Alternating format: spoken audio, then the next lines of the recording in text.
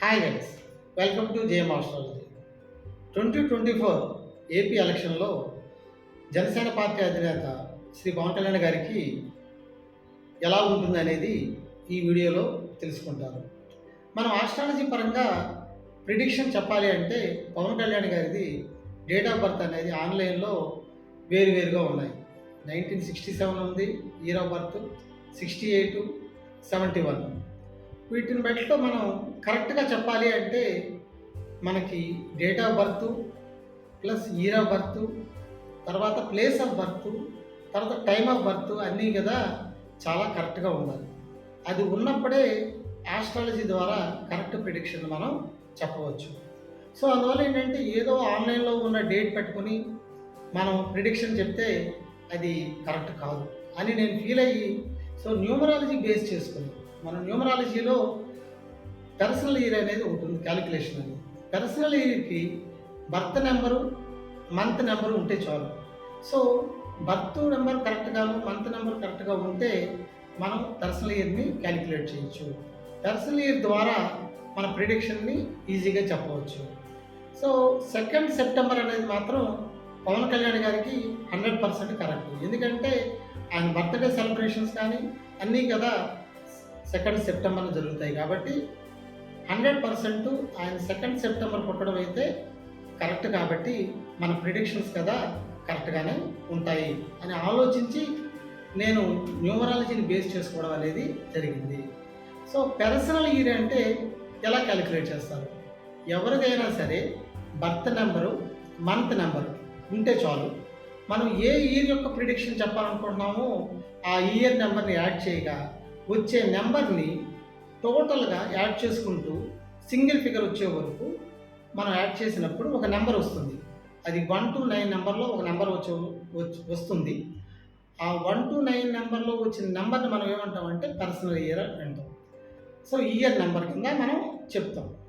So ఆ year నెంబర్ని బట్టి ఆ ఇయర్లో మనకి మేజర్ ఈవెంట్స్ ఏ విధంగా ఉంటాయి, ఎంత పాజిటివ్గా ఉంటాయి అనేది మనం చెప్పవచ్చు. వాటిని 100% కరెక్ట్గా జరుగుతాయి. అది మీరు కదా దాన్ని చూడొచ్చు, ట్రై చేయొచ్చు. సో పర్సనల్ ఇయర్ నెంబర్ అంటే బర్త్ డేటు, తర్వాత మంత్, తర్వాత ఇయర్ టోటల్గా చేసినప్పుడు వచ్చే నెంబర్ని సింగిల్ ఫిగర్ వచ్చే వరకు యాడ్ చేయగా వచ్చే నెంబర్ని పర్సనల్ ఇయర్ నెంబర్ అంటాం. సో పవన్ కళ్యాణ్ గారిది 2 సెప్టెంబర్ అన్నాం అంటే 2 + 9 + 20 24 అంటే మనకి ఎంత వస్తుంది? నెంబరు 19 వస్తుంది. సో అంటే 1 + 9 అంటే ఎంత వస్తుంది? 10 వస్తుంది. సో ఓవరాల్గా 1 + 0 అంటే 1 అవుతుంది. సో పర్సనల్ ఇయర్ నెంబరు 2024లో పవన్ కళ్యాణ్ గారిది 1 అన్నమాట. 1 అనేది జనరల్గా మనకి ఏ ప్లానెట్ని రిప్రజెంట్ చేస్తుంది? 1 అంటే మనం సన్ అంటాం, అంటే సూర్యుడిని రిప్రజెంట్ చేస్తుంది. సో సన్ అంటే ఏంటి? సన్ అంటే మనకి ఏం చెప్తుంది ఆ ఇయర్లో అనేది తీసుకుంటే, సన్ అంటే మనం అథారిటీ అంటాం, సన్ అంటే ఇండిపెండెంట్ అంటాం, సన్ అంటే గవర్నమెంట్ అని రిప్రజెంట్ చేస్తుంది.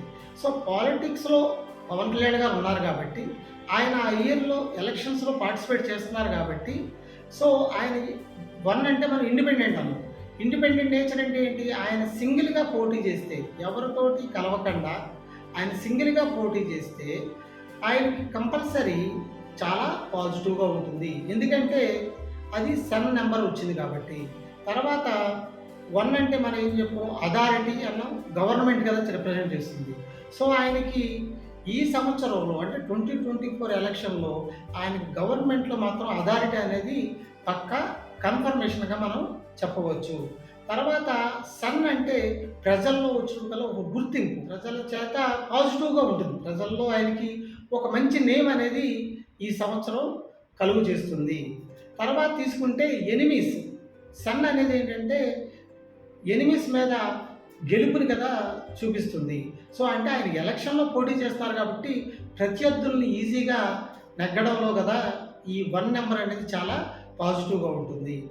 ఓవరాల్గా నేను చెప్పేది ఏంటంటే 2024లో పర్సనల్ ఇయర్ నెంబర్ 1 వచ్చింది కాబట్టి సన్ ఎనర్జీ ఉండటం వల్ల ప్రజల సపోర్ట్ ఎక్కువయ్యి మెరాక్యులస్గా గవర్నమెంట్ ఫార్మేషన్లో కీ రోల్ అవ్వడానికి చాలా ఛాన్సెస్ ఉన్నాయి.